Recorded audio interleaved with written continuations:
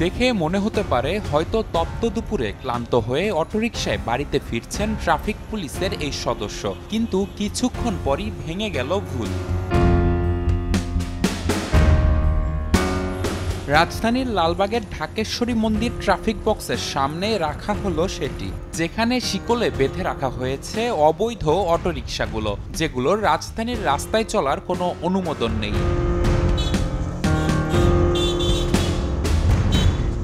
এবার ছদ্মবেশে সময় সংবাদের অবস্থান সেখানে। কোনো বৈধতা না থাকলেও কিছুক্ষণ পর পুলিশের সামনেই শিকল খুলে অটোরিকশা নিয়ে যান একজন চালক। কিন্তু কিভাবে? ধরার পর আসে এটা গাড়ি করছে যে বেটা ধরছে গাড়ি কারুবারু করার পর করছে বেটা টাকা লাগবে 600 টাকা দিয়েছে। রিন অ্যাডভান্সড, যার ব্রাইট লক টেকনোলজি সাধারণ পাউডারের তুলনায় দেয় দ্বিগুণ উজ্জ্বলতা।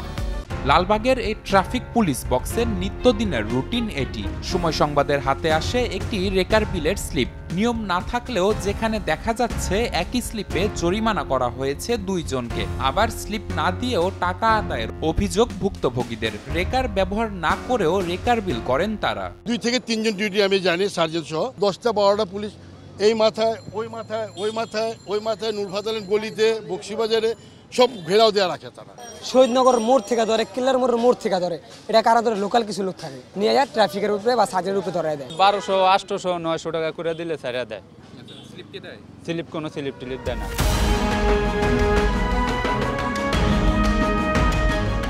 এবার ক্যামেরা নিয়ে যেতেই তৎপর হয়ে ওঠেন ট্রাফিক সদস্যরা। শুরু হয় সেখান থেকে সটকে পড়ার প্রতিযোগিতা।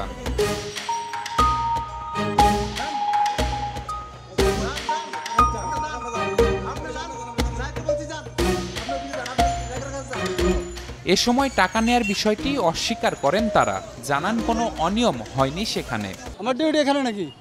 আমার ডিউটি ওই লালবাগ রাস্তায়। তো আপনাকে তো আমরা কি কোথায় পেয়েছেন আপনি আমারে?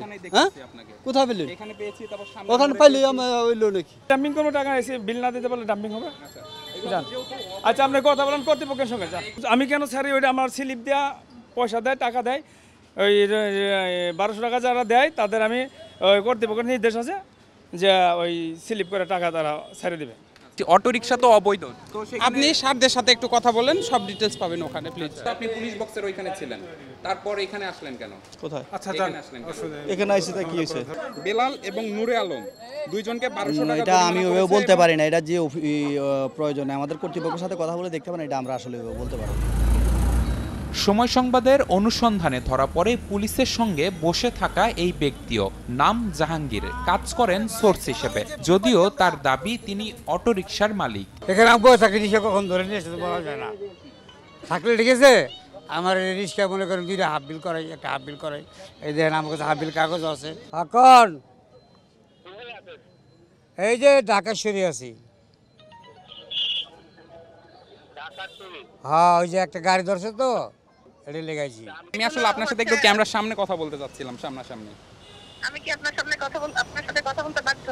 বিষয়টি নিয়ে ডিএমপির লালবাগ ট্রাফিক বিভাগের উপকমিশনার আসমা সিদ্দিকা মিলিকে ফোন দিলেও ক্যামেরার সামনে কথা বলতে রাজি নন তিনি। তার কার্যালয়ে দীর্ঘ সময় অপেক্ষা করেও পাওয়া যায়নি তাকে। তবে পুলিশের ঊর্ধ্বতনরা বলছেন অটোরিকশায় রেকার বিল করার সুযোগ নেই, জড়িতদের বিরুদ্ধে ব্যবস্থার আশ্বাস তার। যখন একটি যানবাহন ডাম্পিং করব এবং সেটি রেকার ব্যবহারের ক্ষেত্রে সেই রেকারের ভাড়াটি রেকার কর্তৃপক্ষকে দেওয়া লাগে, তো সেই ক্ষেত্রে এর ব্যত্যয় যদি কোথাও কোনো কিছু ঘটে থাকে সেটি অবশ্যই আমরা খুব সিরিয়াসলি দেখব। বিশেষজ্ঞরা বলছেন এই অবস্থান থেকে সরে না আসলে পরিণাম ভোগ করতে হবে বাহিনীটিকে। অর্থের বিনিময়ে কখনো দেখছে, কারো ক্ষেত্রে দেখছে, কারো ক্ষেত্রে দেখছে না, অর্থাৎ এই অবৈধতার একটা চর্চা তো হচ্ছে। সরকারের উচ্চ পর্যায় থেকে একেবারে কঠোর কোনো বার্তা না আসে তখন কিন্তু এটি বন্ধ করাটা খুব কঠিন হয়ে যাবে। অসৎ কর্মকর্তাদের চিহ্নিত করে শৃঙ্খলা ফিরিয়ে আনার তাগিদ বিশেষজ্ঞদের। নিবিড় সাহা, সময় সংবাদ, ঢাকা।